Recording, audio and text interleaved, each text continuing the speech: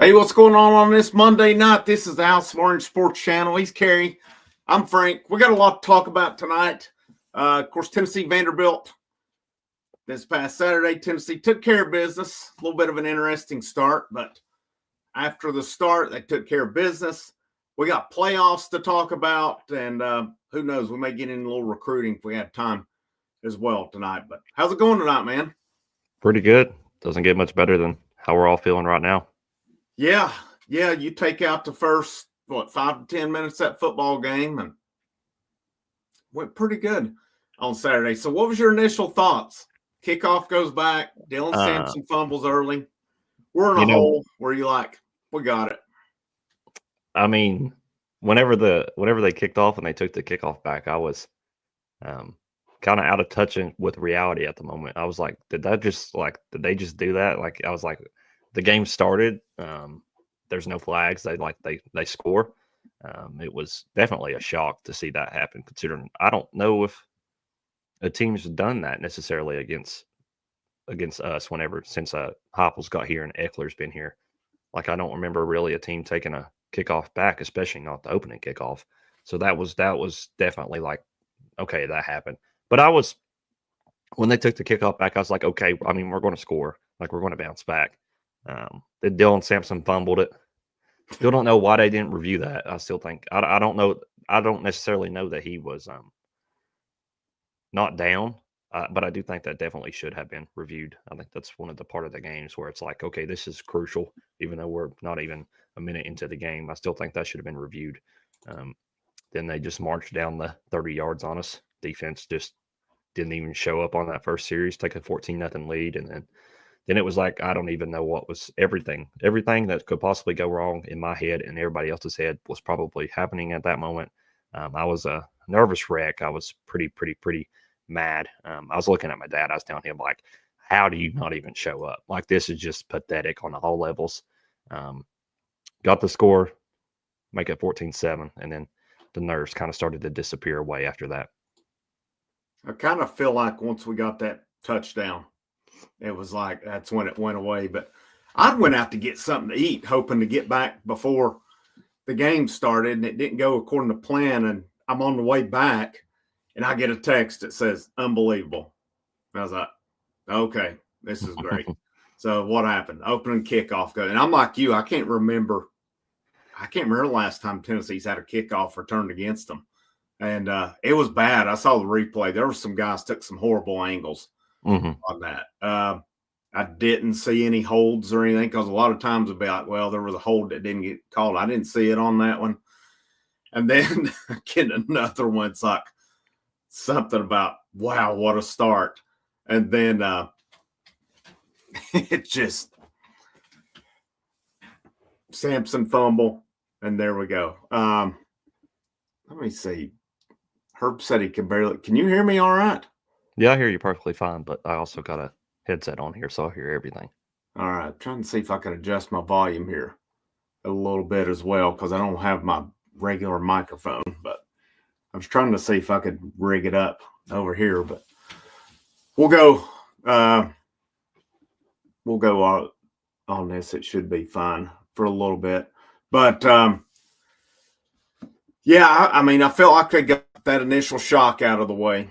Got that touchdown. Got the touchdown to Thornton, correct? Thornton on the slant. Yep. Max Gilbert clangs on in from 50. And the announcer said, could this be the play that changes the whole season? And surely enough, from there, they rock and rolled.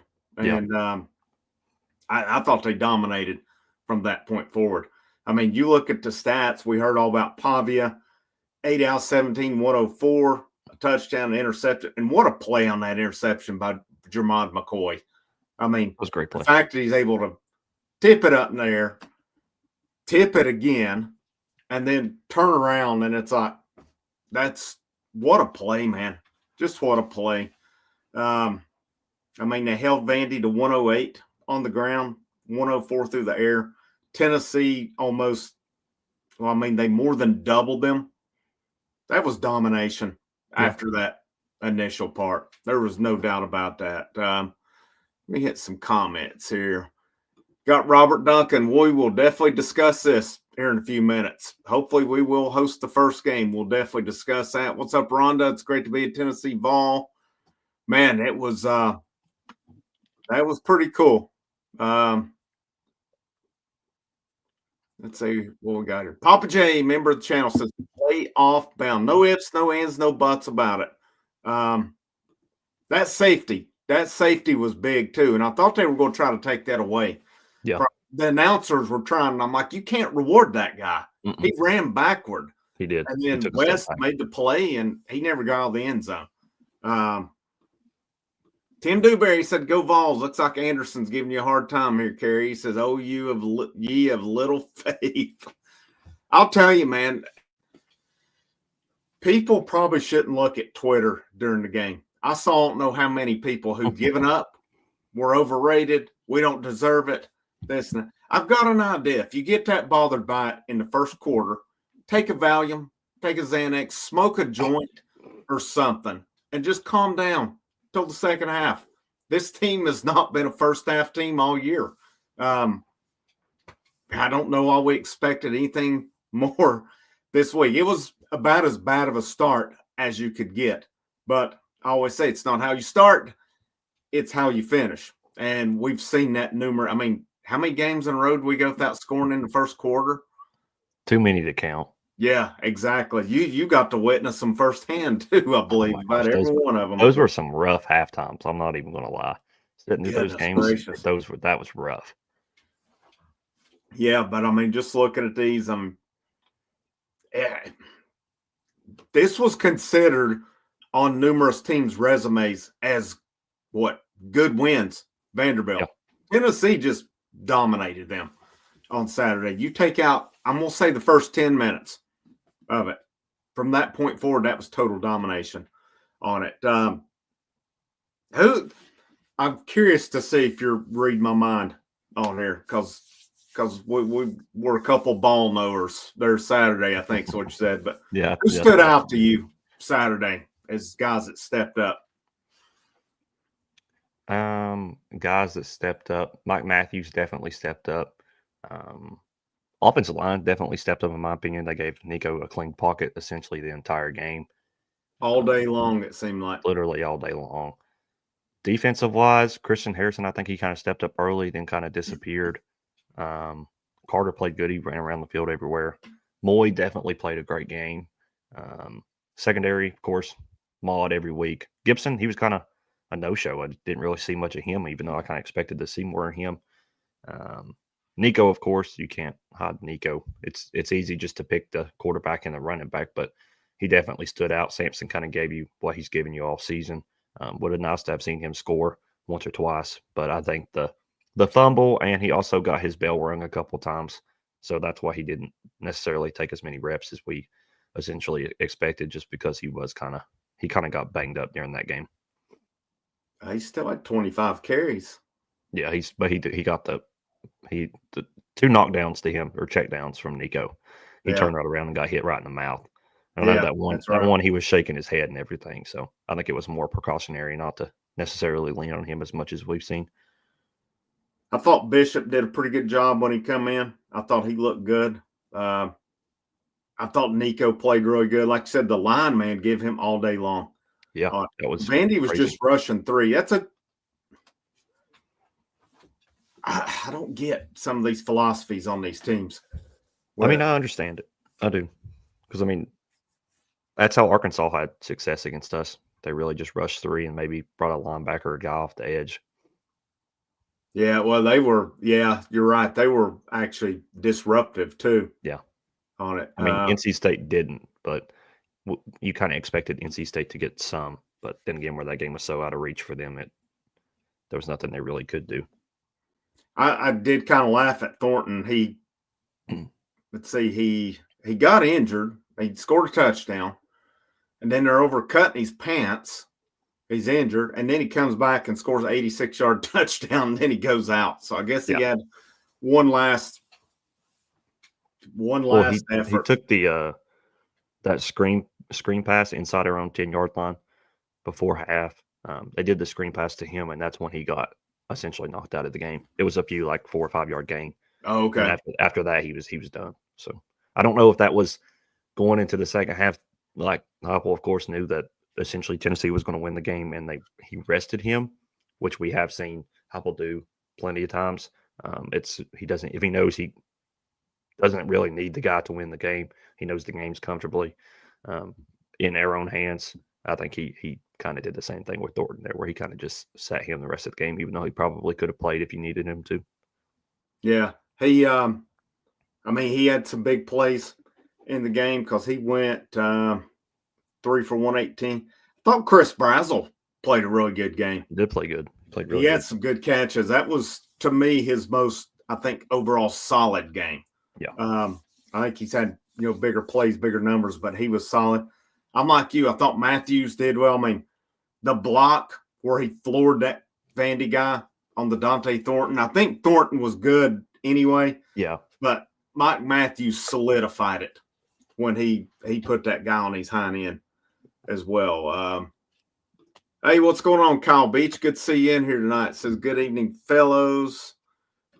We will discuss this one here. You and I debated this one a little bit yesterday, Kyle. We're probably going to differ a little bit, but that's okay on it. We can all agree or we can disagree. Or you can agree to disagree. Rural Vol says, can you see this? I can absolutely see you, man. Yep. Good to see you in here. Ed is for UT, says go Big Orange. If Ohio State and Georgia lose, well, Ohio State, they're not playing this weekend, right? No, it's Oregon and Penn State. All right. Let's see here. Hey, what's going on, Jesse Arms? Good to see you in here. Try to get these called up. Here's Himothy, that quick 14 have been, yeah, that's like we've seen it too many times with Tennessee. You get to that moment, and then it's like, what happens? What happens here? But they rebounded. They didn't panic. Good for them that they hung in there, and that would have been an easy one. I think there was at one point, didn't they say Omari Thomas and Pierce were? I think Pierce got pissed at Thomas for jumping off sides. I mean, that's kind of like the pot calling the kettle black, but it's still Bishop. Yeah, trying to get these called up. These are going to be interesting. Yeah, if Penn State loses or Georgia loses, I'm curious to see how that's going to work. Oh my gosh, the roughing the passer call. I hated that. On Joseph. I hated that so much. 2 of them. The guy jumps in the air to throw it. And Joseph really didn't even slam him. He just, I thought, finished the play. And it was really not that bad. I mean, I've seen times where they'll take him and slam him, and he didn't. That was horrible. I'm sorry, you cannot initiate it like that by jumping up in the air, and then you get tackled. If that's the case, quarterback might as well jump up in the air every single time. It's going to get called. That was a terrible call. See what else. I thought Vandy's scheme on defense was, but it was awful. It was, but hey, our guys, they did their thing. I think the running the tight end up the middle, we had success once. Teams are probably on to it. That little play where we brought in Moy and another one has not worked it worked last week with Kitzelman up the middle, but it started off working well earlier in the season. It has not been. I think the thing is about that, especially in the Vandy game, and we've seen this now a few times, like especially when they got stopped doing that against Mississippi State, is Dylan Sampson isn't in the game. It was the same thing that happened whenever Tennessee got stopped against Vanderbilt. You had Bishop back there. Mississippi State, it was Peyton Lewis that was back there. I think when you got Sampson back there, it's so much different. Because I'm not nobody we're going to play is going to be as scared of Deshaun Bishop or Peyton Lewis compared to what they're going to be with Sampson. Yeah. If you see Sampson back there, you're guessing, okay, Sampson's getting the ball. You're not expecting Kitzelman or Moy to take the ball. Like that play against Georgia, that just happened. just because it was drawn up like that, and that was something they were never going to expect. The other times we've done that, it's like you kind of do expect it, and I think that's the bad thing. And I've seen Heupel do that a few times this year, and I don't necessarily trust that going down the stretch in the playoff game. If you need an extra yard, if it's like 3rd and 1, 4th and 1, you need that yard. Dylan Sampson's got to be in there. You can't have Bishop back there. You can't have Lewis back there. That's just not acceptable in my opinion.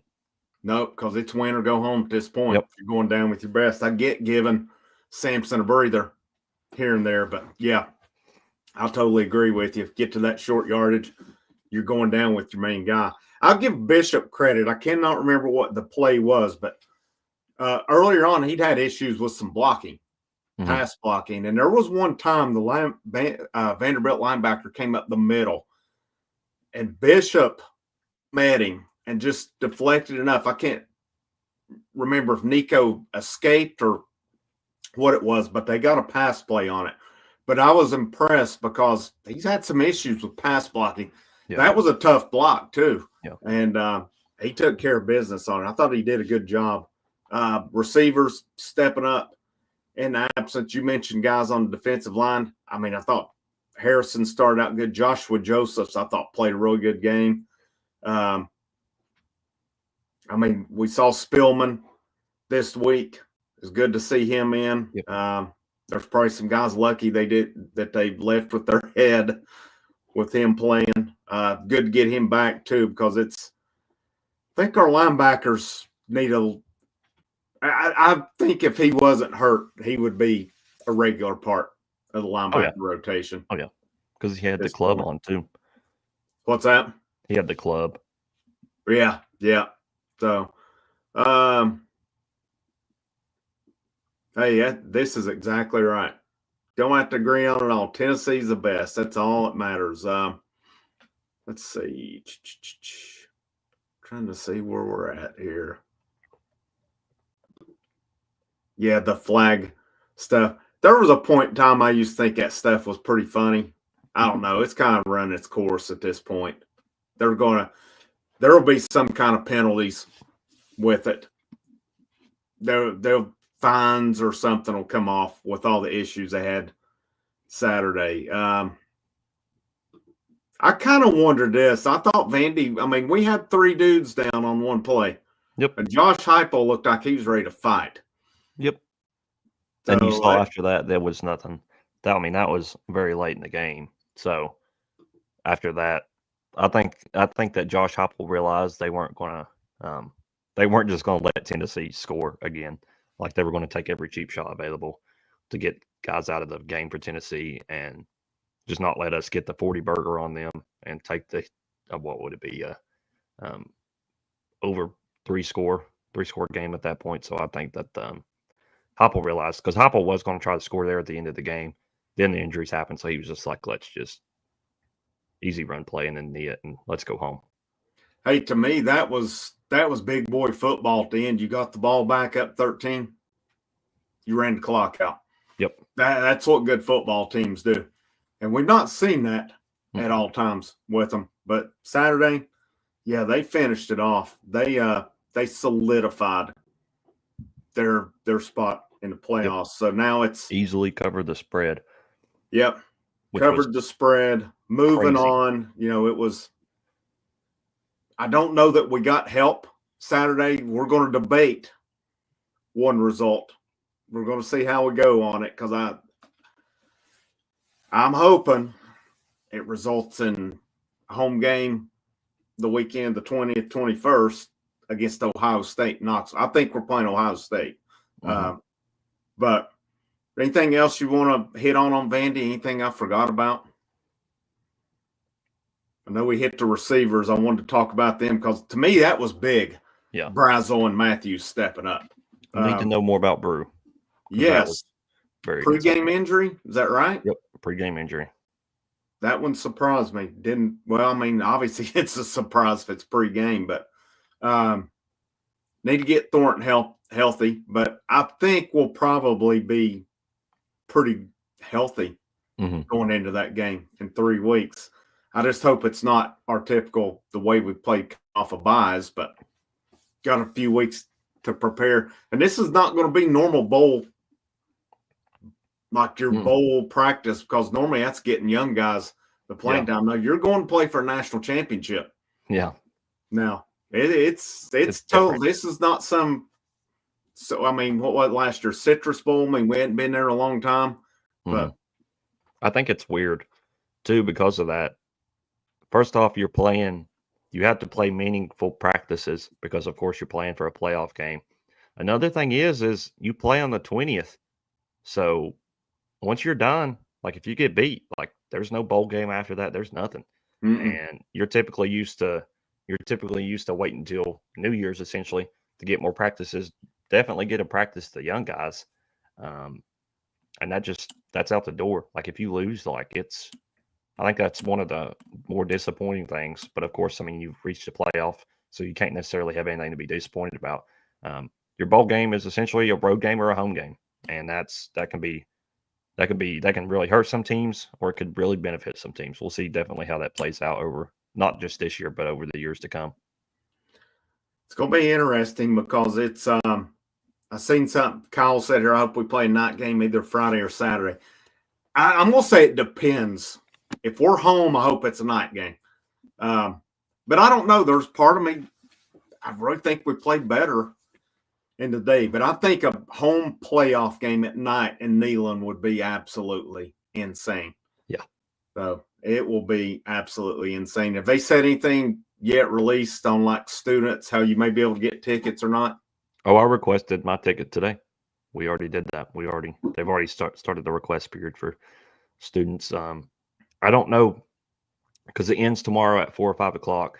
So I don't know if like we find out like you were selected or not. I don't know if they're like doing the hypothetical of, okay, you got selected, and then we'll just see what happens going on, like seeing if like we actually get a spot. So I really don't know. I'm hoping to get the email tomorrow night to see if I got selected or not. Or not. The email doesn't come till later, but I'll definitely check the app tomorrow night to see if I got a ticket, because that is definitely a huge thing. Yeah, I hope it works out where you can get it. Yeah. It is different though. It is. I think it's $30 if I read correctly, and it's typically only 20. But then again, the University of Tennessee, there's no control necessarily over the ticket prices. It's all base. It's all like a base price. So university doesn't make any money off the ticket prices. They go straight to the NCAA. Now, you'd mentioned when you went to the baseball games at home for the tournament, how it was almost like it was not a home game. You think it'd be the same here, or will it play?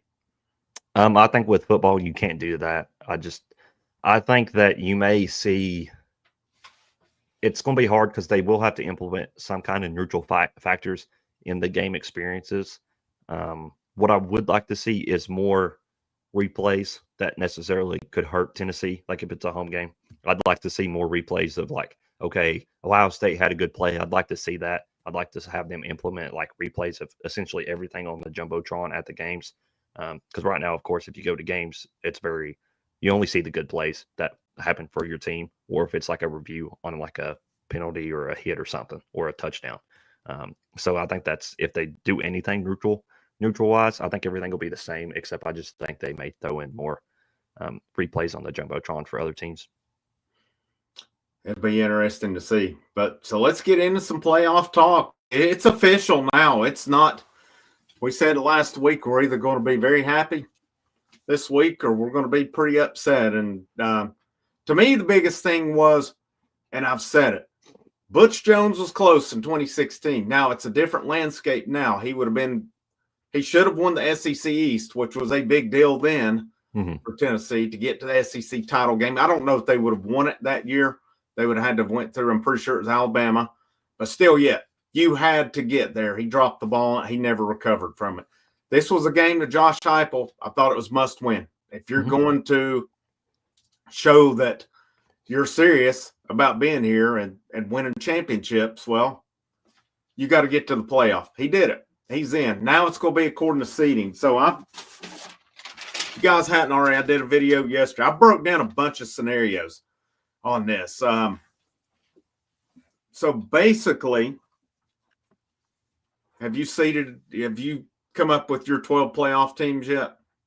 Like for tomorrow or for like the final rankings? Where do you think it'll be in the final? Like if you had to say who you think the final 12 will be. I got my final 12 prediction. Who you got? We're going to compare here. And we'll see where you go. Bring up my notes here. All right, you ready? I am. I got number 1 overall seed, Oregon. And then I got number 2, Georgia, SEC winner. Number 3, SMU, the ACC winner. Number 4, I do have them giving the number 4 seed to Arizona State. I don't necessarily see them giving that to Boise State. Number 5, I think that spot was created for Notre Dame, so I'm putting Notre Dame at 5. Number 6, I have Texas. Number 7, I have Penn State. Number 8, I have Tennessee. Number 9, I have Ohio State. And then 10 is Indiana. 11 is Boise State. This one could be flipped. I'm not sure how they would necessarily do that. Last team in is Alabama. We're going to debate that one in a minute. So I said I kind of put it the way it is now, but I agree with you. Oregon, I think Oregon beats Penn State. Where is the Big Ten title game at? It's at the Colt Stadium. Okay. I was wondering if it was still Indy. I hadn't looked at it or not, but I got Oregon, same as you. Georgia, I think SMU beats Clemson. I don't think Clemson's that good. I got Boise State 4 just because they're ahead. I went Notre Dame 5. I guess I would go Texas, Penn State. I'm going Tennessee over Ohio State, and we're going to talk that one. And I don't know that it's going to go that way, but based on what the committee said, they've talked out of both sides of their mouth throughout this thing. So to me, a double-digit Michigan loss at home is worse than, a double-digit underdog Michigan beating Ohio State at Ohio State is worse loss than Tennessee going on the road and losing to Arkansas. And I know according to the FPI, they've got Michigan ahead of Arkansas in it. Let me see how high they're up. I think it's only like no more than a 5-spot difference. Yeah, I mean, they were pretty close. Michigan, if this is updated, is about 5-6 spots ahead of them. So, I mean, are they going to factor in wins? I mean, you look at Ohio State's schedule, they've beaten Penn State, they've beaten Indiana. So I'm afraid those would probably play in more. I mean, Michigan State, they beat Iowa pretty convincingly. Lost by 1 to Oregon. That is a good loss. Close win against Nebraska. I mean, they struggled in that game. Against Nebraska, yeah. They should have lost that game, in my opinion. Yeah, absolutely. And so I've got to put Tennessee 8, Ohio State 9, Indiana 10. I went Arizona State 11, and I say Bama 12 as well. I think it comes down to me, Miami's going to be the interesting one, how they factor in Miami on it. Miami is FPI. They're lower than Bama. I mean, Miami's strength of schedule. Let's see. Let me find it. I had it up here a little bit ago. I mean, Miami's strength of schedule 55th. I mean, I got a clear stance on Miami. I mean, I pretty much do too. I mean, they lost Georgia Tech, Syracuse. Not that awful of losses by any means, but who's Miami beat though? I mean, they beat Florida, which they played that again. I don't know if they do or not. Beat Virginia Tech, which was a joke. Virginia Tech won that game. Yeah, they did. You're right. Beat Louisville. Louisville beat Duke at home. Lost at Georgia Tech. They beat nobody, really. They beat nobody. And I know it comes down to to me, it's going to come down to Alabama, Ole Miss, South Carolina. South Carolina's out. There's not a case for them. Head-to-head still has to count. Uh-huh. And, I mean, if those three had not played or something, there's other metrics. But the fact that, okay, if we want to say, well, Alabama lost to Oklahoma late and South Carolina's on a win streak. Okay, well, let's flip it to Ole Miss then. Ole Miss dominates South Carolina in Columbia. End of discussion. South Carolina's out. And I think South Carolina is one of the best 12 teams. Mm-hmm. But they got a raw deal against LSU. Should have won that game. I really feel they got a raw deal on it, but they had their chance against Alabama. Didn't happen. I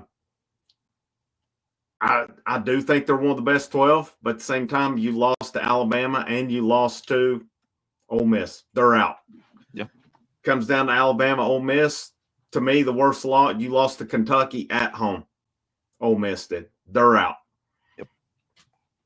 That's where I go with it. I don't like it that Alabama's in any more than any other Tennessee fan, but their resume's better. I mean, the Oklahoma loss doesn't look too great, but that's where I got to go with it. Now, it could get interesting if Clemson beats SMU. I'm curious to see what happens. Yeah, that would be craziness. At that point, I mean, SMU still has to get in. Miami's, of course, out at that. If that's the case, I don't think Miami should be within the top 15. If I'm being brutally honest, if they put Miami above Bama, Ole Miss, or South Carolina, they're simply just taking the fact that Miami only has 2 losses and the other 3 teams have 3, and that's the only reason why they're ranking them higher when they have no basis to actually rank them higher. Ole Miss, Bama, and South Carolina all have much better wins than Miami does. Like, it's not even close. I don't understand why Miami was still ranked above Georgia in last week's poll. I thought that was stupid. I thought last week that Tennessee should have been ranked above them. So I think Miami was definitely overrated. But yeah, if they beat SMU, Clemson's of course top 4 seed, which is just that's going to pose some questions about the 4 clinching seeds, which kind of goes back into your argument that you've made over a bunch of these shows in March Madness. You play the conference championship games in March Madness, and you get an automatic bid, even though you just got hot for one game or one tournament. That could be the same exact thing for Clemson, and they get an automatic bid even though they don't deserve it. So I think the automatic bids are good, but I think it's stupid that they get the top 4 seeds. Yeah. I think it should be the top 4 teams organized, and then it's based off of, okay, you could win your ACC championship game, but you could still also get a host a playoff game because you shouldn't necessarily be a top 4 seed. So I think there's a lot of things that's going to get figured out with it. But I do think that there's a lot of scenarios that do cause a lot of craziness this week that definitely do cause some changes, maybe even next year. The Clemson one's the big one. Yeah. Because, I mean, it wouldn't shock me to see them bounce back and beat SMU this week. I almost would not be surprised to see Clemson favored in that game. But I don't know. That one could throw a wrench into things. I mean, if Penn State were to beat Oregon, that's going to be interesting. I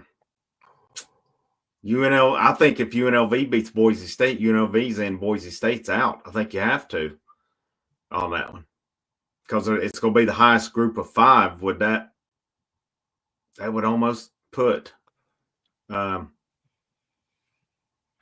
they're ranked 19th right now, and UNLV's 10-2. So at that point, maybe Army if they decided to rank Army this week. Yeah, I'd be curious to see on that one. But Clemson's only getting in because they're playing for the ACC championship. I'm not making a case for them. No. I think it's a joke that they got a chance to get in. I'm not, but I mean, if they win this week, it is what it is. They're in. I mean, that's it.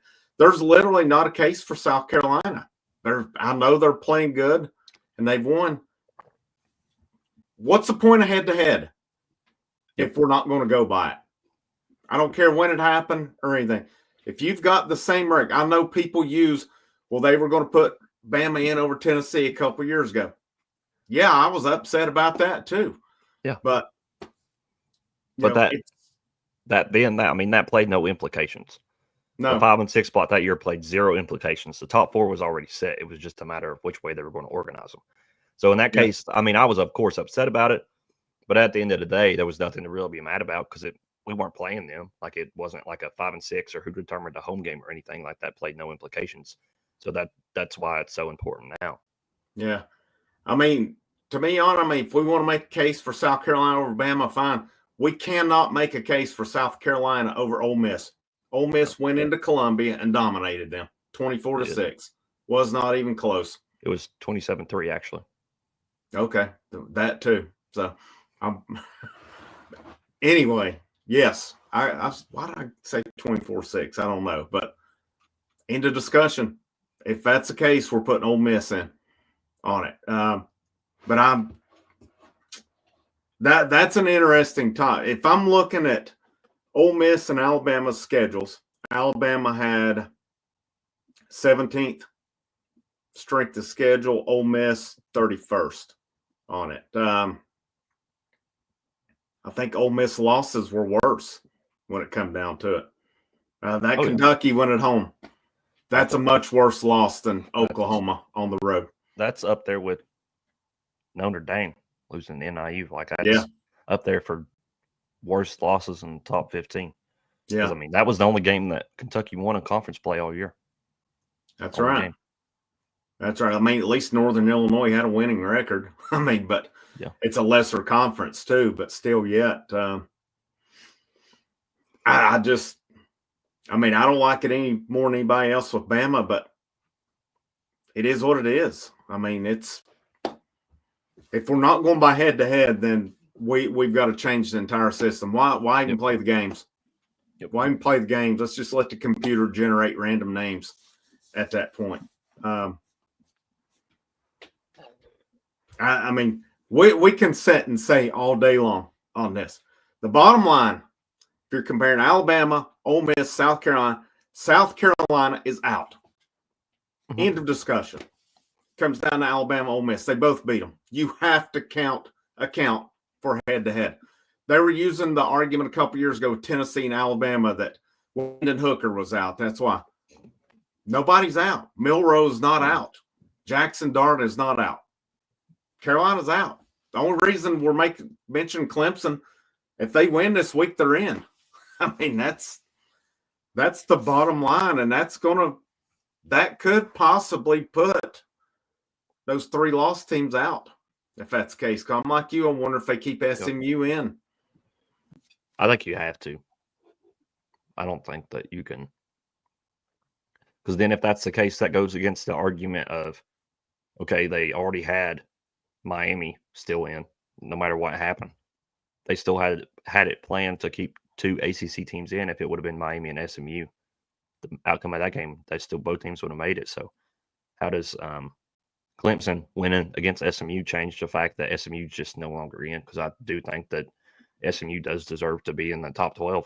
Because, I mean, they have win or lost this game. Because I do think that they do have some good wins, and they have actually played a schedule. So I don't. Yeah, I mean, their one loss was 18-15 to BYU. Yeah, I mean, they beat TCU. I don't think TCU necessarily had that great of a year, but they won at Louisville. They won at Duke. I mean, Duke went 9-3. Yep. They won against Pitt. I mean, man, Pitt. They killed Pitt. Pitt was undefeated, I think, at that point, and they fell on their face at the end. Yeah, they killed them. Boston College was 7-5. I mean, they beat them. And then they dominated Virginia and California.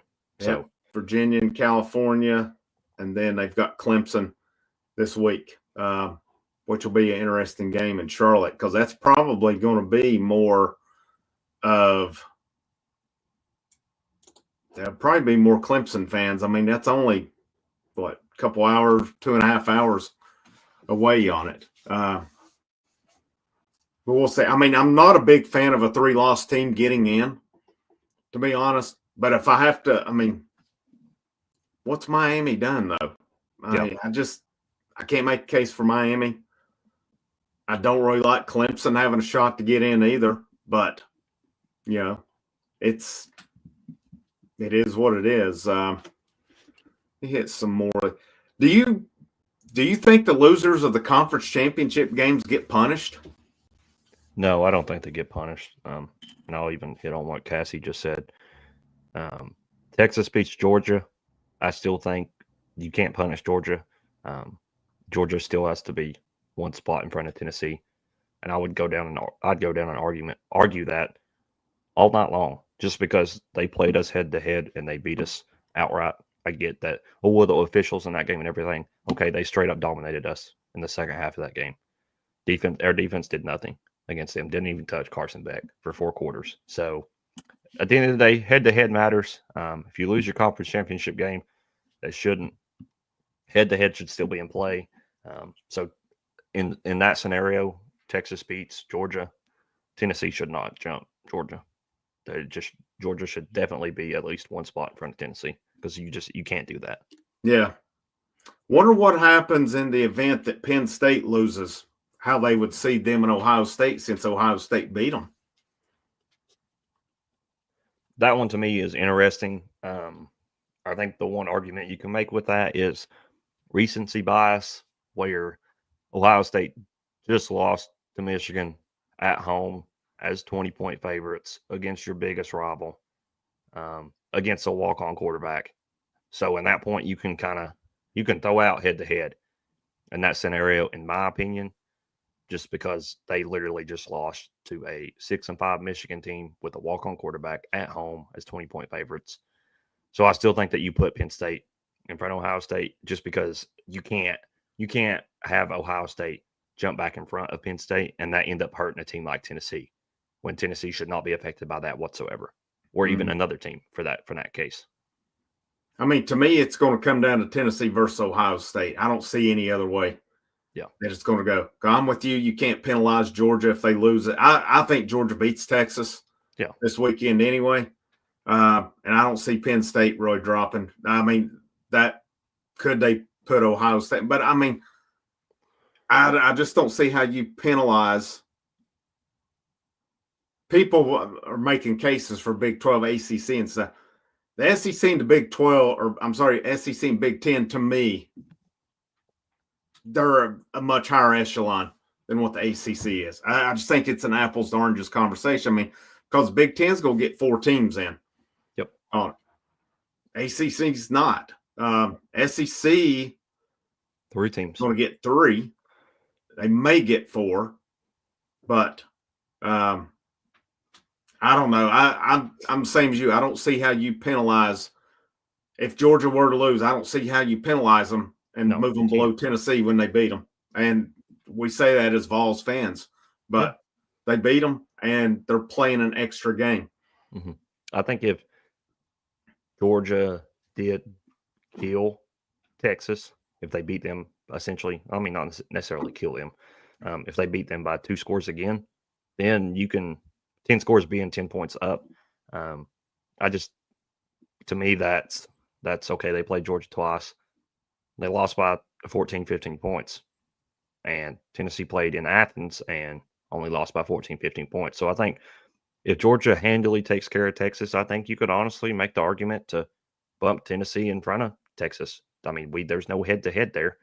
And even if you dive deep into the head-to-head stuff, okay, essentially their best wins are at Michigan, second week of the season, and at Vanderbilt. And they only beat Vanderbilt by 3. Mm-hmm. You can take, of course, the Arkansas game's outlier. They won it by 10. We lost by 5. Arkansas was still in that game late in the fourth quarter. Arkansas, in my opinion, was probably definitely going to make that game a whole lot more interesting, but they fumbled it marching down the field. And then Texas marched down, scored, and it was ball game at that point. And then you could say, oh, well, both teams played Florida and Kentucky. Well, and both teams played both those teams at home.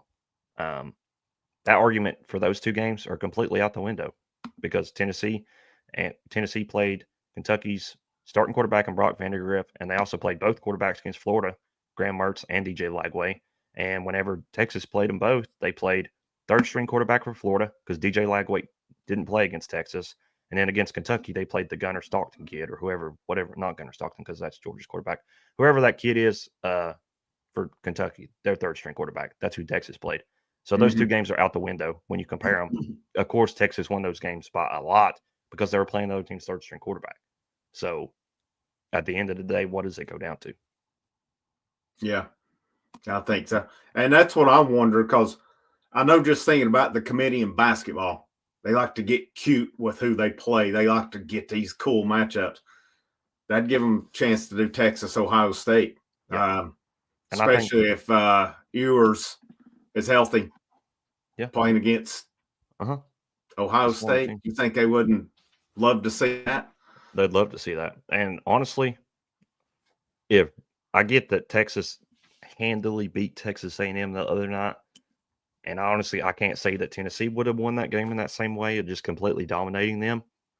But I do think that they showed some things there in the second half on film that Georgia's gonna. You give Kirby Smart a little bit of time to prepare for it this week.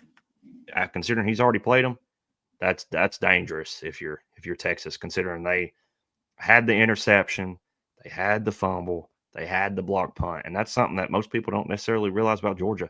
They typically have great special teams, and you got to clean up your special teams if you plan on beating Georgia. So Texas, they definitely, of course, they won the game handily, but they definitely showed some stuff in that second half. That's definitely going to help Georgia this week.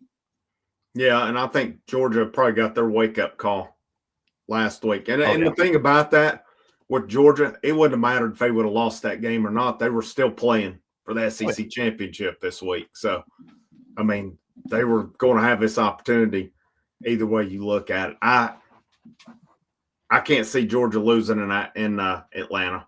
I just can't see it. Yeah. And, if they do, they do. That's fine. But, some asked on here, let me go back up here. Ed said, is there any chance the Vols host a home game? I think so. Yeah. I don't know how high the probability is. We'll find out tomorrow night. But, I mean, the AP polls and stuff has Tennessee ahead, but we're going to see. I mean, if I look at the power index, they've got Ohio State one ahead of Tennessee on it right now. Well, Ohio State's FP. I don't even know what all goes into the FPI. I'm looking at all these different metrics. I don't even think this is updated because they've still got Ohio State second on here. I think you have to punish Ohio State personally. I mean, I do. Double-digit underdog comes in and beats them. And you have to look at what they did to Georgia and Texas. Georgia lost to Ole Miss. They dropped them 9 spots. Alabama lost to Oklahoma as 14-point favorites. They dropped them 6 spots. Okay, Ohio State loses to Michigan by 20-point favorites, as 20-point favorites. Are they only going to drop them 4 spots, which would be the same amount that the committee dropped Tennessee 4 spots after losing to Georgia? Mm-hmm. So in my opinion, if they only drop Ohio State 3 or 4 spots and not 5 or 6 and have them in front of Tennessee, then they're not holding Ohio State to the same standard that they held Kentucky. I mean, not Kentucky. I don't know why I'm thinking Kentucky. That they held Georgia and Alabama and even Tennessee in that matter. Yeah.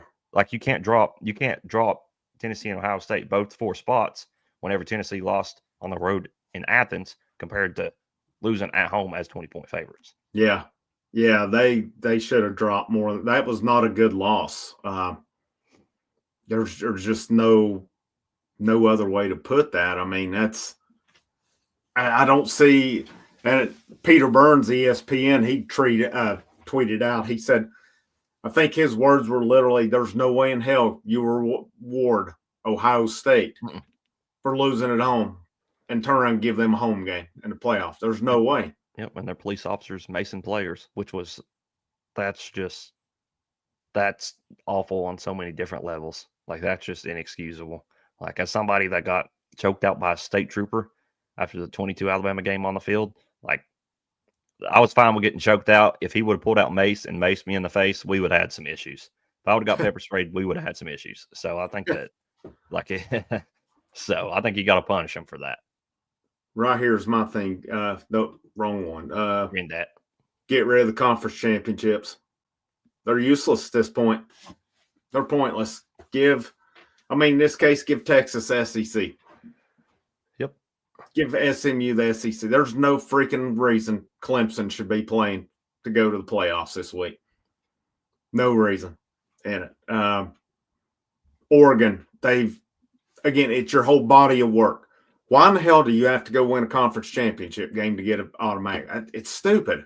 I get there was a point in time where you had the East and West in these, but now that you've got more of these super conferences where they're all one and they're not split up, these conference championships are pointless. Yeah. They're just a money maker. And I really think most people are done and bored with them. I'll be really curious to see what kind of effort some of the teams put into them this weekend. Yeah. Obviously your Big 12 and ACC and your Boise State, UNLV, they have to put it into it. But the SEC and Big 12, those teams are in regardless.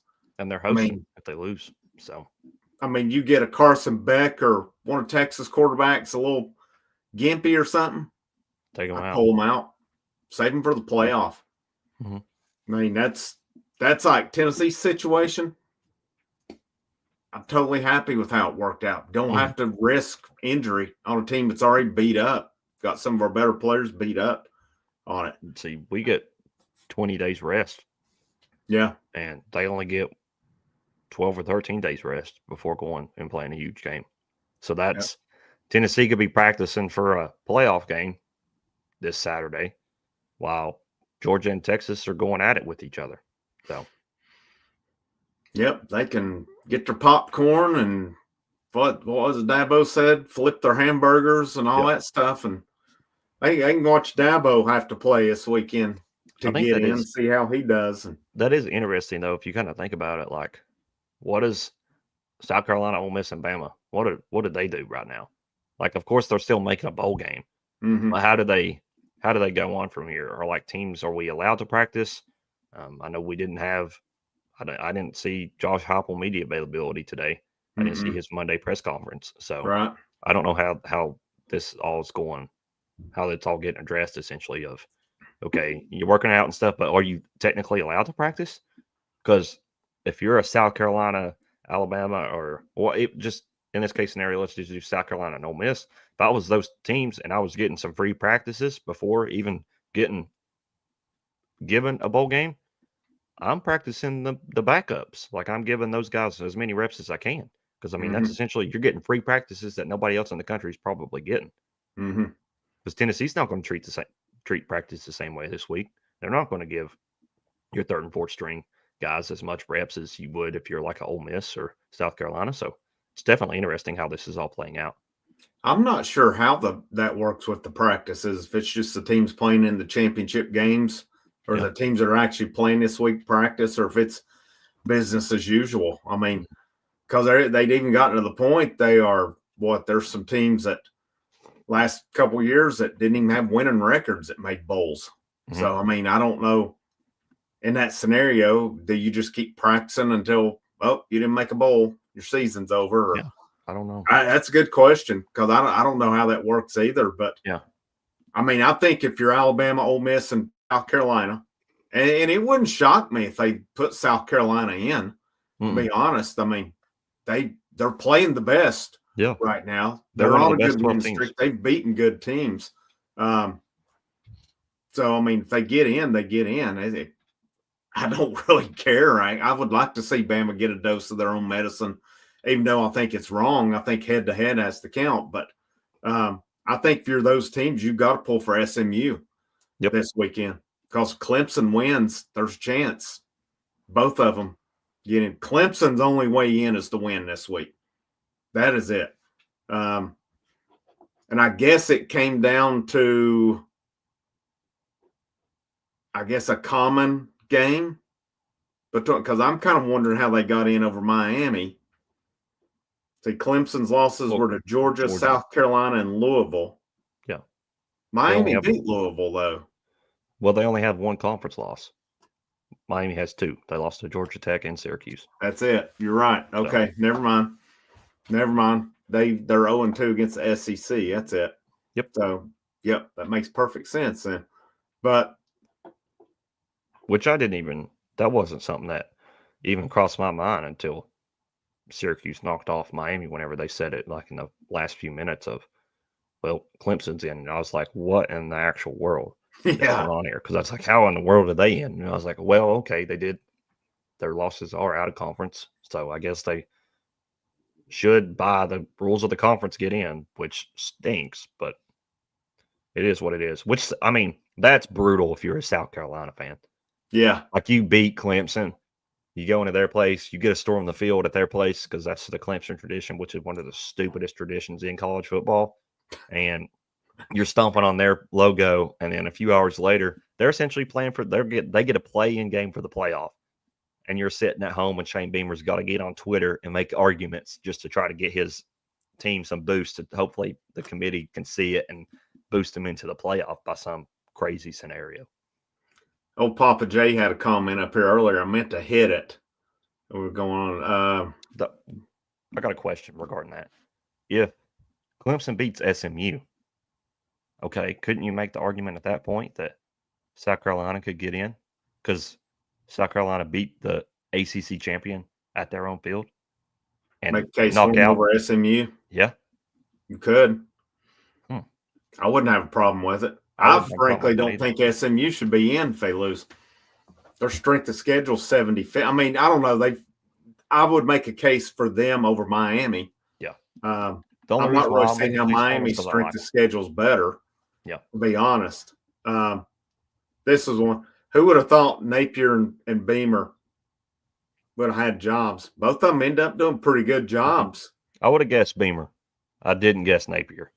Him going 7-5 with that schedule, I mean, hats off to him. Like that's a great job. Like if you're a Tennessee fan and you're still hating on them after what they've accomplished this season, going 7-5 with one of the hardest schedules I've ever seen, that's a great job. So it's definitely interesting and scary to see how that program's going, especially, dude, they're killing it in recruiting.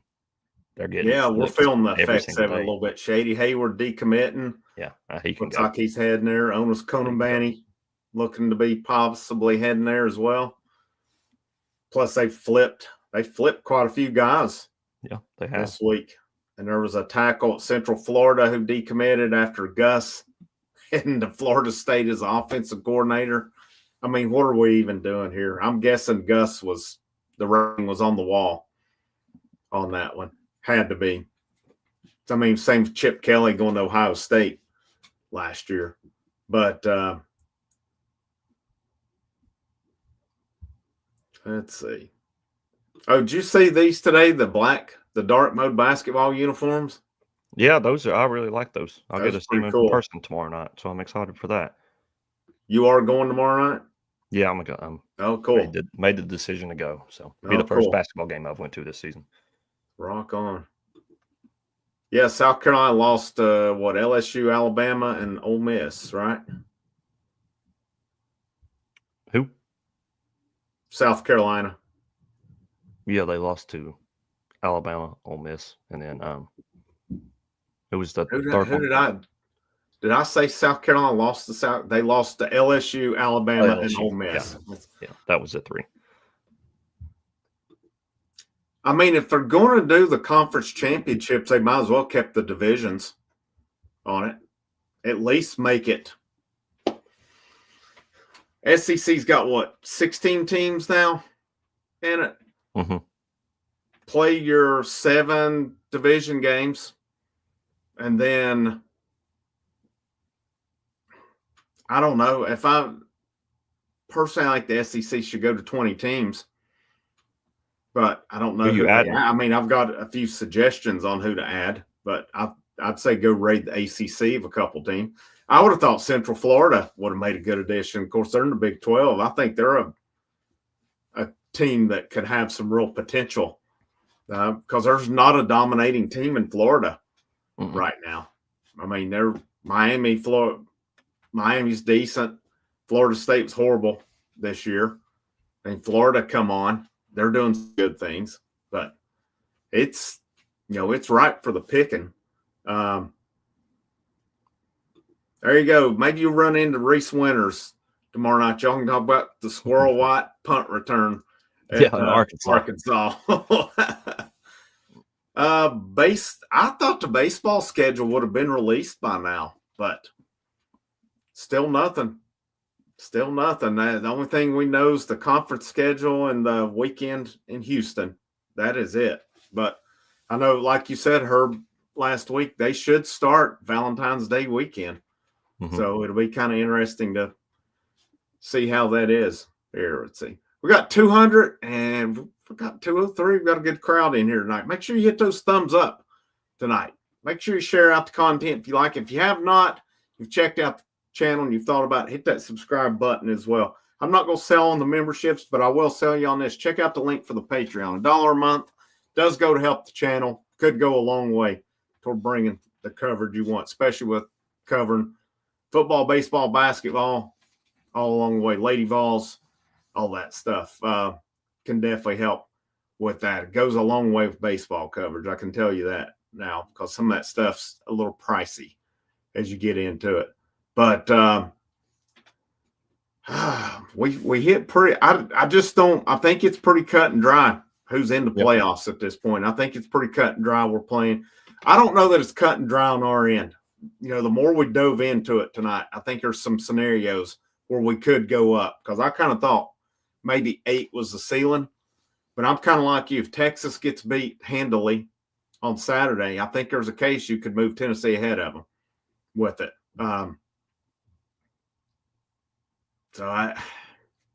Who knows? Who knows what it's going to come down to when it's all said and done? I mean, because Texas, their strength of schedule cannot be that good. 32. Texas strength of schedule 32. So they beat Colorado State. They beat Michigan at Michigan. UTSA, Louisiana Monroe, Mississippi State, Oklahoma, lost to Georgia at home, lost at Vandy, or won at Vandy, barely. Beat Florida at Arkansas. Their best win was at A&M. Second best win was at Vandy. I mean, they're kind of like Tennessee. They had numerous ranked teams on the schedule when they played them, but they didn't end up ranked when it was all said and done.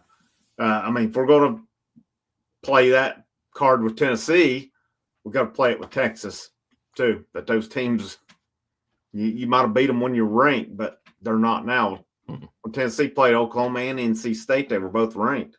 Yep. So I don't know. It's going to be interesting. But the good thing is we know Tennessee's in. We know that. We don't have to worry about that one. I'm with Reese on this one. As long as we don't get Georgia, I don't care. Give me anybody. I don't want Georgia until we absolutely have to see them, because Georgia has our number. I totally agree on that one. Hopefully it's a home game, but in the event that it's not, if we get an away game, which is possible, I hope it's a day game. I don't want a night game on the road. I just don't. If it's at home, I don't care. Home game's a home game. They can play it at 8 in the morning for all I care. But night game in Neyland in December could be pretty freaking cool, though. Yeah. The weather forecast right now does look pretty decent in Knoxville. As of just right now, I think it's like forecasted in the high 40s, low 50s. So as of today, if they do host a home playoff game during the day, it will be at least comfortable, which, of course, weather, knowing how East Tennessee is, it could be a high 30 that day. So we'll definitely see whenever that comes. Because, I mean, it's been spitting snow a little bit tonight here in Knoxville. So we'll see. SEC football, he said, I don't care. I'll take a night game on the road. I'm not scared. I like it. At this point, if you can go into Georgia, the team that's given you the most nightmares out of anybody recently, if you can go into Georgia and play that competitive in the first half and go in the half tied with them in a half that you probably should have been winning by a lot more. I think that first half in Georgia got rid of a lot of demons for Tennessee. I get the second half happened, but that was definitely huge for the confidence level for everybody, especially Nico.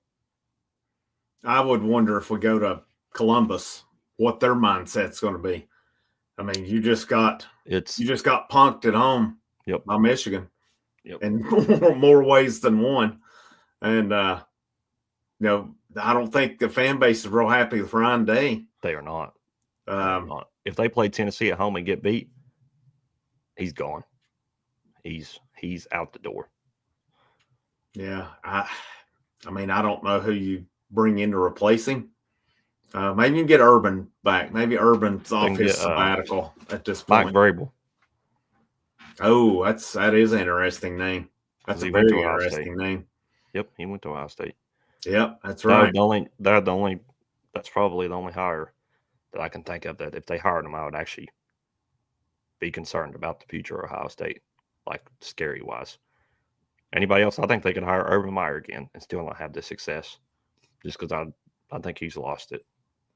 Yeah, I mean, it was funny last weekend when David Sanders come up and visited Ohio State, and I made a video on it. And I had a ton of their fans coming in. Well, SEC don't have the advantage now. We can pay. I'm like, you had Urban Meyer as a coach. Yeah. Don't talk to me about ethics here. You had the biggest slime ball that's been in college football. I mean, you tell me Urban Meyer didn't slip a buck or two under the table. I mean, along with whatever else. Come on. And he came from Florida. What's that? He came from Florida, didn't he? He went from Florida to Ohio State? Yeah. Pretty much. Yeah. You think that's like Saban never slipped a buck under the table. I mean, give me a break. Where do you think Jeremy Pruitt learned it from? Yeah. Saban was doing that back when he was at LSU. Yeah. I mean, you think Philip Fulmer never slipped a buck or two under the table? Oh, yeah. I mean, SMU was doing it in the 80s. Yeah. Yeah. So, I mean, that's the impressive thing about SMU now. They're back. Yeah. They got the death penalty. They did. 32 years that their program was killed. Yeah. I mean, I just had to do a research on them essentially for a project. So I dove deep into the SMU death penalty. So that was interesting to see. So that's part of the reason why I'm rooting for them. I mean, that's a program that was dead for decades. And then here they are. They're relevant again. And that was the Eric Dickerson, Craig James time when they got the death penalty, right? Yep. Right after the Pony Express. Interesting. So SMU does have one of the biggest NIL collectives because it's I think it's like ridiculously expensive to go there. And well, that's what kind of surprised me when they got added to the ACC. It was like it's kind of an off the wall, but they got money. That kind of collective and stuff. They got money. They got a lot of money down there. And Texas, they're not getting that big of a cut of the ACC money either, if I'm not mistaken. No, not that I know of. I don't think them, Cal nor Stanford are getting much cut at all off of it. So, I mean, that makes me wonder if SEC, say, wanted to expand, go to 20, could they buy SMU out of the ACC since they're basically getting nothing to be in it? I mean, I don't know. There's a few teams that would make really interesting additions to the SEC, I think. Now, that's a topic for another point in time, but anything else on playoffs here that we got? I think we hit most of it. Is there anything we've left out? I think really I don't know, because the Big 12, I think that's going to, whoever wins, that's in, and that doesn't necessarily shake up anything other than how they put them in Boise State. I think the only other thing that could be talked about would be if Penn State beats Oregon, which I do think is a very real possibility that could happen. I mean, Oregon haven't played anybody since they played Ohio State that I can think of. I mean, they struggled at Wisconsin. Penn State actually beat Wisconsin at Wisconsin. Both, it was the same scenario in both. It was a night game. Penn State took care of Wisconsin after their quarterback got hurt and was out for the rest of the game. So they did it with a backup quarterback. They pulled away from Wisconsin with a backup quarterback in, and Oregon struggled with them, and they essentially had to do fake punt to win that game. Or not fake, it was fake punt, fake field goal, something like that they did. So, and Penn State, the more I watch them, the more I like them. And my best friend back home is a Penn State fan, so I have rooted for them for throughout the years just because of him. Tyler Warren's going to be hard to stop. That tight end, he's all over the place. So it's Penn State's a very interesting matchup, and I think they could compete against anybody in the country. I think they could beat anybody in the country. The only reason why they don't is because of their head coach, James Franklin. Because I was looking at Oregon's schedule, so they beat Boise State by 3. Second game of the year. Yeah. By walk-off field goal. Walk-off, like 20-yard field goal that game. At Oregon State, at UCLA. Michigan State, they beat them at home. Ohio State by 1. Drilled Purdue at Purdue. Beat Illinois at home. Illinois is decent. Yeah, Illinois is decent. That's at Michigan, handled them pretty well. Beat Maryland. Like you said, struggled with Wisconsin. Then they handled Washington pretty good last week. So it's we'll kind of see on it. It's that one could be in because Oregon goes. I think Oregon probably goes to 5th at that point. I mean, unless they put Notre Dame up there. I mean, to me with Notre Dame, everybody's been saying the last 2 weeks that Notre Dame really could get beat, and they drilled Army and USC. I mean, they finished pretty strong. They did finish. Got that pick 6 against USC. Yeah, I mean, they've beat USC, Army, Virginia, Florida State. I mean, man, they drilled Navy, drilled Georgia Tech, who had Georgia beat. I mean, got a pretty raw deal on a targeting it wasn't called. Stanford beat Louisville. I mean, beat A&M first game at A&M. So, I mean, Notre Dame's got a decent resume, but all that stuff's out the door now. It's I like how Tennessee's playing coming in. Like, I mean, I know it didn't go well against Georgia, but you started out bad against Vandy and then you dominate them. Yeah. After that, we can go through the other teams that have played there and see how they've done. I mean, that was, if you go back and watch the game, that was as dominant gets. There wasn't a single ounce of pressure on Lico that entire second half. And defense was flying all over the place. Like that was Tennessee playing Vanderbilt of old and just having their way with them. And Tennessee could have put it on. They could have scored another 1 or 2 scores there. They could have definitely beat them by 20 or even 30 points, even if they wanted to. They could have put it on them, in my opinion. 538 yards to 212. Yep. That's total domination. Yep. Into discussion on that. And it was really bad. Did you see what they held Vanderbilt to in the third quarter? It couldn't have been much. 4 yards. Yeah. 4 yards is what I saw on Saturday on it. That's called coming out of half and putting an exclamation point on it. And that's with them. Didn't they get some free yards after they was it the Jamad McCoy horse collar in the third quarter? And they ended up getting like a first down after that. So yeah. They got some free yards. Free 4 yards, essentially. They should that officiating was terrible that game. It was terrible. It was bad. I think we've hit about all the scenarios on at this point. See, we're about an hour and 15. We'll wrap up. Last thing hit, early sign of the day is Wednesday on it. There is some stuff to watch out. Of course, the David Sanders Jr., last thing I'm seeing here tonight says looks like we're in pretty good shape on him. But I always say it's in recruiting. The only thing that's sure is the unsure. Had a dude back in the summer get mad at me on a video because it was recruiting. It was a lot of, I think this is what I see. And he's like, man, your football recruiting's terrible. You don't know what you're talking about. You're just saying I think on it.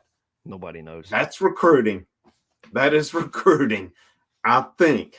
I mean, I thought David Sanders Jr. was solid, and then he goes to Ohio State. So until he is signed, I mean, it seems pretty good. If he would have went back to Ohio State this past weekend, I think it was done.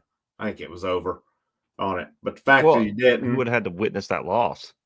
yeah, He would have had to. He could have got pepper sprayed too. So yeah, that's true. How was it not a flag when Brazel's helmet got ripped off? I got no idea. I still don't understand that. I don't either.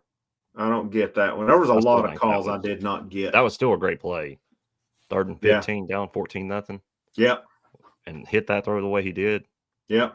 So that was, in my opinion, that was bigger than the touchdown across the middle to Thornton on that drive, because game did not look momentum too changer. pretty at that point. Yeah, Yeah. because that was coming right out of a timeout. It wasn't just like 3rd and 15 after you just got sacked on 2nd down. It was, okay, you had 3 minutes to sit there and think about it, and then you executed. So, yep. Sanders Jr., let's see on that. He's one to watch. I think we're good. Shady Hayward decommitted. he gone. I know there's been some stuff that maybe it's not over. He's gone. He's gone. We've seen this song and dance before. He's gone. He's not getting flamed the way he is and then coming back. I mean, especially when Tennessee's own recruits have done it. Yeah. A bunch of them started tweeting about being solid and knowing the definition of commitment and stuff. So he's gone. He's out.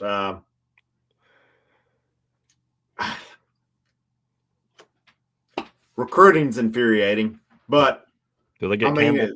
As long as these teams have the potential to pull guys off for late for no reason other than, well, we think we've got a better player, how can you really fault recruits for doing what they got to do? I mean, I don't like it, but I mean, there have been times there's been players.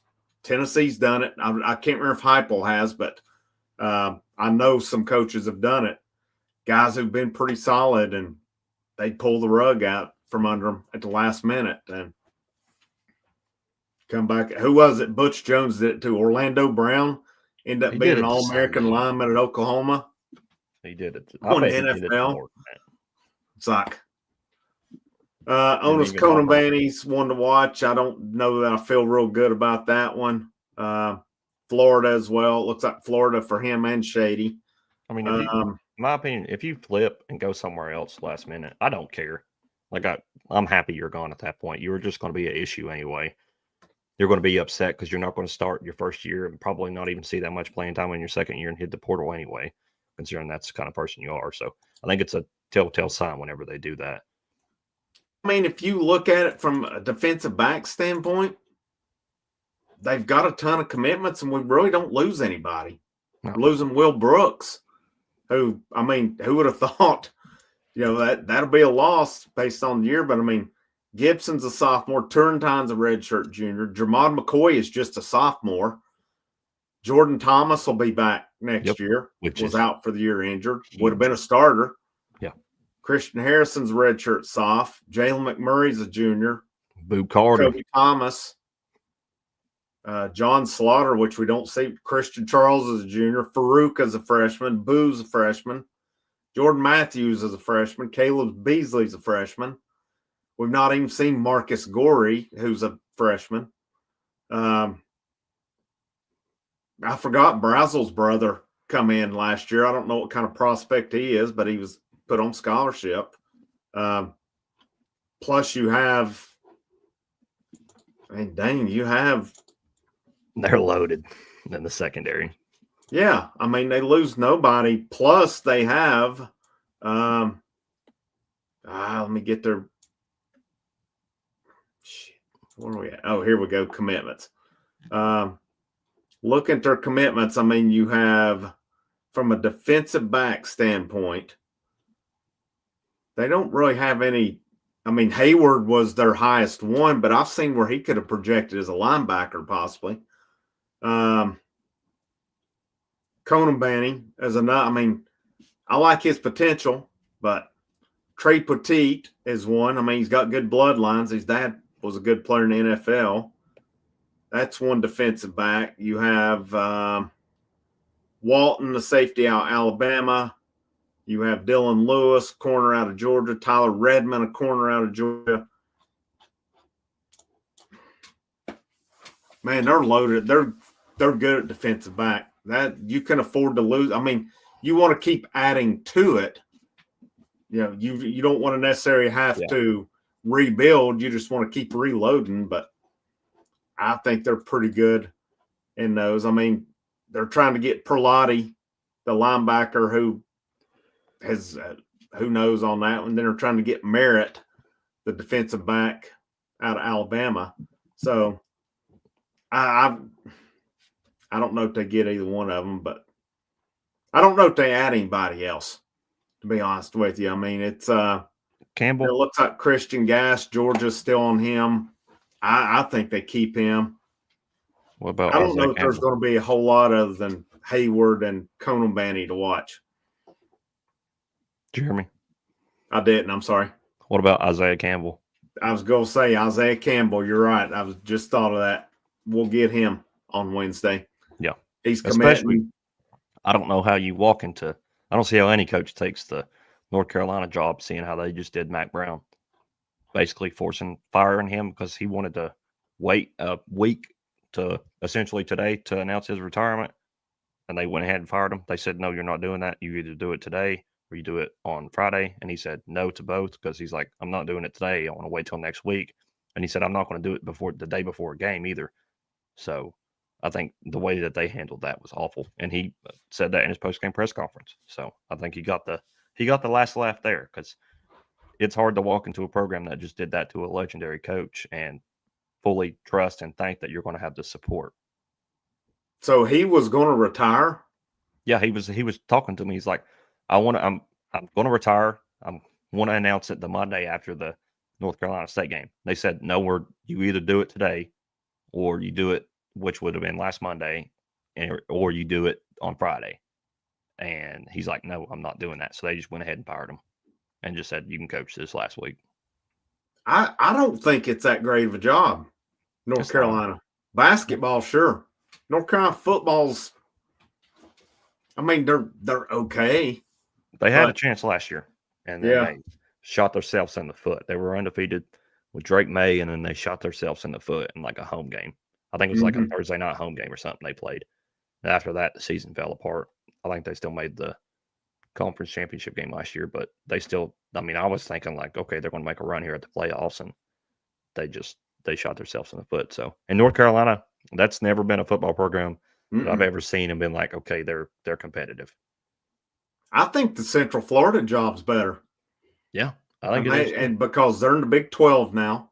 Yeah. The Big 12 doesn't have that alpha team. I mean, I think they're going to be that. I think those programs are going to get better as you see that they've got a bid, but they're in a pretty good conference. And the state of Florida is, nobody's dominating it, right? They're all up and down. I mean, Miami, Florida State, Florida are all inconsistent.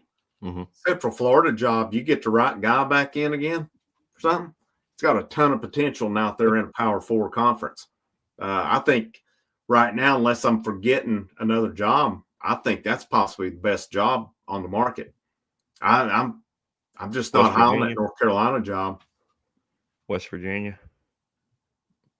West Virginia's got potential too. I think I would put Central Florida above West Virginia just because of the recruiting base that they have. But I mean, yeah, West Virginia's in the same conference. They definitely have some potential there as well. But yeah, with Campbell, I think Campbell was coming into the fold regardless. Once they fired Mac Brown, they solidified. Of course, I think we will lose Darion Smith, defensive lineman, but you're basically trading Campbell for Smith.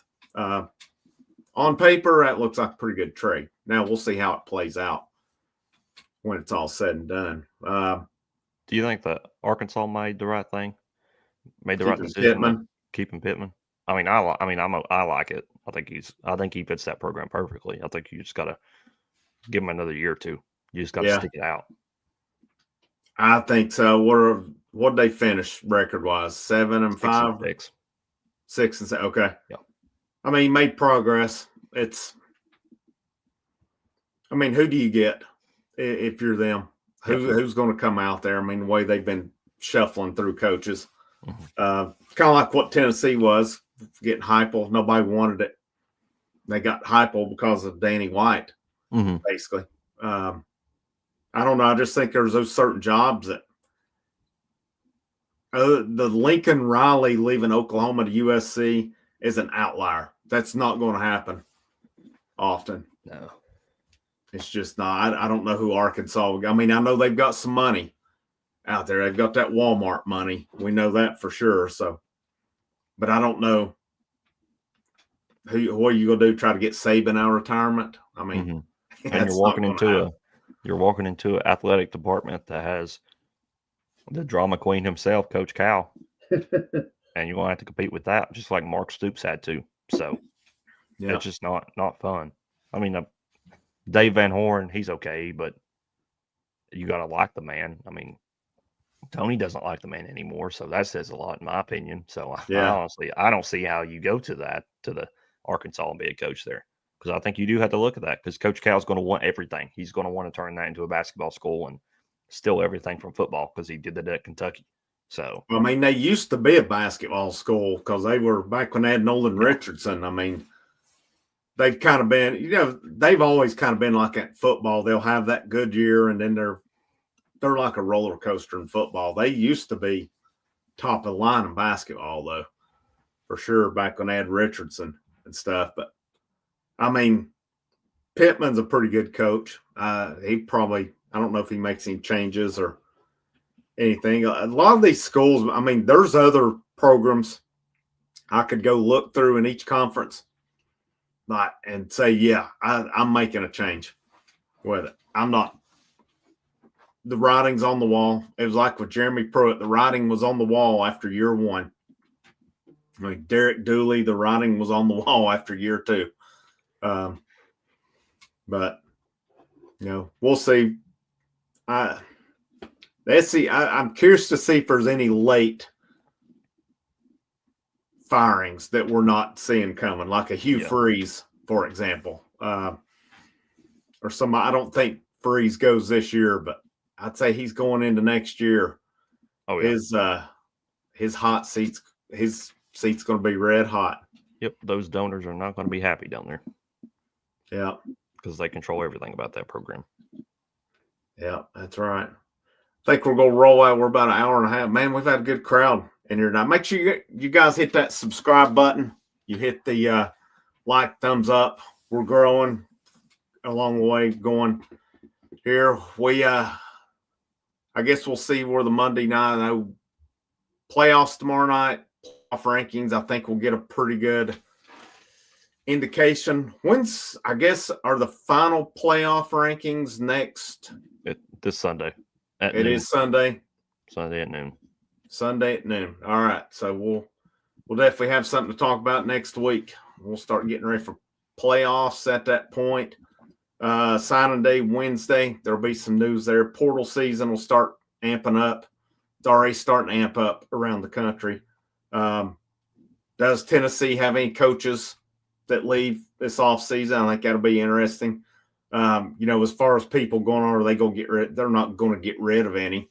How are you going to get rid of coaches when you go 10-2 and you're making the playoffs? Yeah, it's hard to do that. I think they need to look at some things, but who doesn't? Who doesn't? Hopefully they'll get their offense back going next year. Any final thoughts before we wrap this playoff talk edition up tonight? Nope. Same situation we were in last week of you got to hope the committee treats us right tomorrow night. So just sitting there hoping. Hopefully basketball team dominates and we get some good news, which kind of does scare me because it's knowing as a Tennessee fan, beating Syracuse by 20, which we're favored by, and also getting a home playoff game in the same 2-hour time span. That's a lot to expect. Yeah. That I just hope we're ahead of Ohio State. That's all that matters. If we're ahead of them, we're playing at home. If not, I don't like our chances. Nope. But, I mean, it would be sweet to go beat them in Columbus, but I still want Neyland to get a home game, whether I'm there for it or not. But Yep. All right, we're going to roll out of here. Thank you guys so much for tuning in tonight. We've had a great crowd. He's Kerry. I'm Frank. House of Orange channel. Have a great rest of your evening. Last but most certainly not least, go Vols. Maybe.